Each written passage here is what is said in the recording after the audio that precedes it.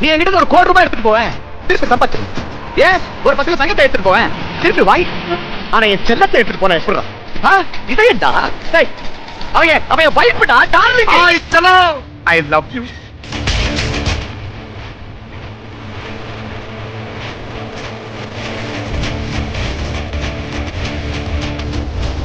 இவன் ஒரு அதிசய புலி, இவன் இருப்பது நடக்கும் புலி. நான் சொன்னா உங்க ஏரியாவா? இந்த ஏரியா, அந்த ஏரியா, அந்த இடம், இந்த இடம் எங்கேயுமே நீ பயம் கிடையாதுடா. ஏன்னா ஆல் ஏரியாவிலையும் ஐயா கில்லிடா.